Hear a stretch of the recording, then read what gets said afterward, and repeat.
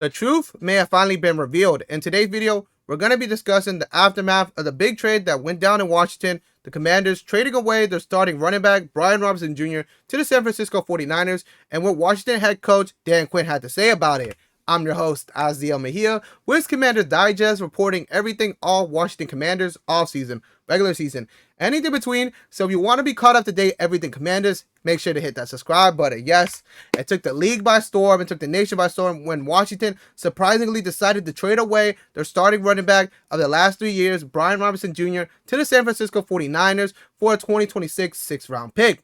And interestingly enough, this goes with the ideology that we have been discussing throughout the whole offseason, which was that next man up mentality. That just because you were the guy last season doesn't mean you're going to be the guy this upcoming season. You had to prove it within the training session, within the preseason games, within all the practice games that took place throughout the whole offseason. We had discussed this, that just because you were the guy last year doesn't mean you're going to be the guy. Your spot wasn't secured, essentially, and that seemed to have been the case for Brian Robinson Jr., because there were speculation. There's no official word on it, obviously, but there were speculation that a lot of Washington personnel weren't satisfied with the production that he gave the team last season, and him due to have a big raise in his contract this upcoming year, 2025-2026 season.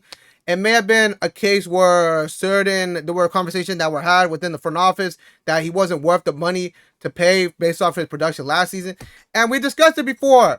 We could discuss all the good things that the NFL provides, like the clips, the highlights, the enjoyment, the family culture, the togetherness. But at the end of the day, the NFL is a business and it's millionaires, owners, penny pinching at the end of the day. So they got to save money where they can. And this may have been a case also for a certain wide receiver wanting to get paid. So the Commanders may have saw this opportunity as a way to save money to pay a certain wide receiver one. I'm not going to say that, but that's a point of interest to think about. But like I said, Brian Robinson Jr. was traded away. We do have Coach Dan Quinn, who has spoken out about it publicly for the first time. We got the quotes.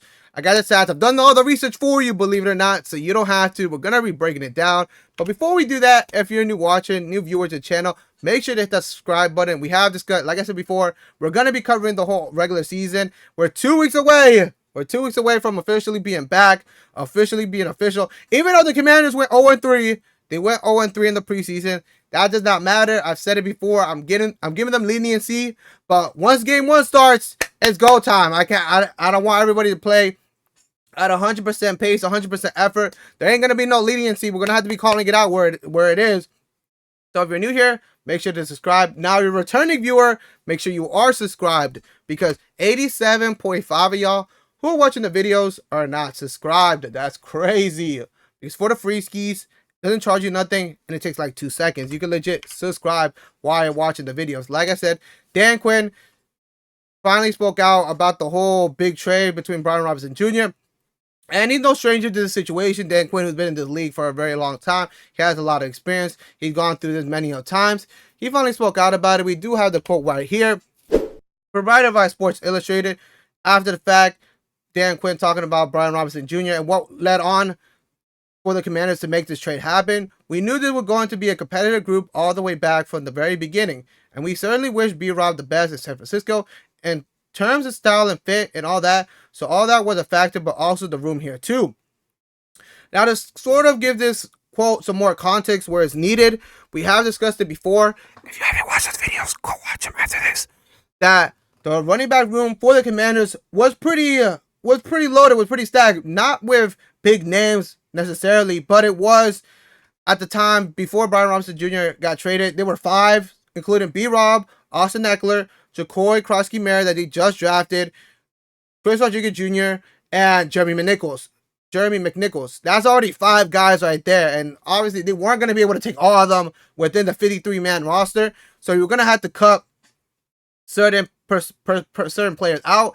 And it was just super surprising that had to be the running back one. Me myself did not expect that for them to cut. Obviously, when you look at the advanced stats, you could see where Washington is coming from. Like I said, certain personnel weren't satisfied with Brian Robinson Jr.'s production last season, and him getting a boost in pay this upcoming season. There may have been a case where you got to pay a certain wide receiver one and the Brian Robinson Jr., his contract had to be sacrificed for that. But we do have an interesting take, not an interesting take, but a new ideology where it comes to how this running back room is gonna look heading into the offseason. This is also provided by Darius Haynes from Sports Illustrated, discussing what the depth chart can look like for the Commanders heading into Game 1. The current group features rookie back Jacory Croskey-Meritt, who has impressed with his power and vision, along with veteran Austin Ekeler, who brings pass catching ability and leadership.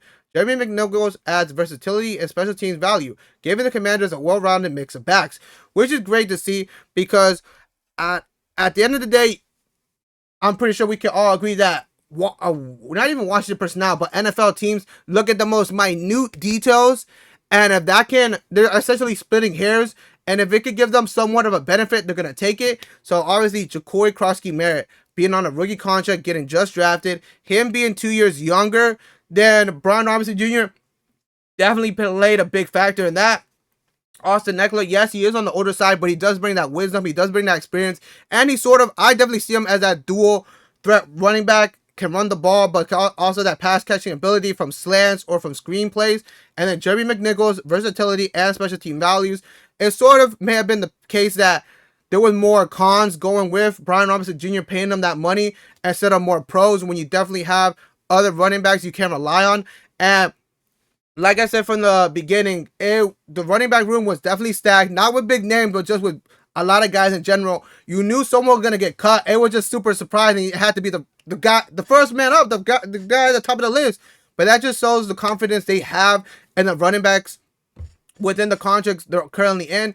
Definitely surprising by Jacory Croskey-Meritt. I did call it. Go watch that video, that post-draft video, and a couple videos I have done about him, that he was going to have that dog in him. If you know his story, he didn't play his last season in college due to off-field shenanigans by me. I have to say so myself. But they definitely have a lot of faith. He has shown it within the preseason. Now, I've said it before, just because you look good in practice and you look good in preseason doesn't mean nothing, because it's gonna definitely tell once the real game starts, when you're in real in-game time scenarios where there's 2 minutes, 1 minute left on the clock, when there has to be clutch plays being made. We're gonna see what this team is made of. Let me know in the comments down below, was it the right decision for Brian Robinson Jr. to be traded from the Commanders, or should he have stuck around, proved it his last year, his contract year, prove a year for him? We won't know until the season starts. But like I said, they have a lot of confidence in the newest running back within the locker room, Jacory Croskey-Meritt. You can't see it from here because this is the best picture I got from them. But right there on the left, all the way to the left, that's Bobby Wagner. And then the guy right there with the back toward is Marshawn Lynch. And if you want to talk about a guy who could carve his path within a team within the running back position, is Marshawn Lynch, who carves his own way. He definitely had a beat to his own drum when it comes to being a running back within this league. And if there's anybody to listen to, is that guy. What do I always say this? And our Commanders Digest video, if we don't say a quote, when Unc speaks, you listen. So to have a guy come out like Marshawn Lynch, come out and take a few minutes to talk to Jacory Croskey-Meritt about his game, what he can improve on, it's just great to see. Like I said, I'm surprised, pleasantly surprised about the Commanders having so much faith within Jacory Croskey-Meritt. Obviously, super surprised by the fact that Brian Robinson Jr. was traded away. We got to see what can we expect from this new group, this new running back. Like I said, this versatility, this mix. And we talked about it throughout the whole offseason, was what players mesh well together. And that may have been the case where you're having a three-headed, what's that meme with the yellow dragons? When you just had three guys that you could play, Jacory Croskey-Meritt, Austin Ekeler, Jeremy McNichols. That may be the three-headed monster going into the regular season. But like I said, let me know what you guys think in the comments. Was it the right decision to let Brian Robinson Jr.? Will the Commanders regret this heading into the regular season? Will this mean Scary Terry gets re-signed? But if anything breaks within the Commanders atmosphere, you know we're covered right here on the channel. I'm Azael Mejia with Commanders Digest, and I'll see you in the next video.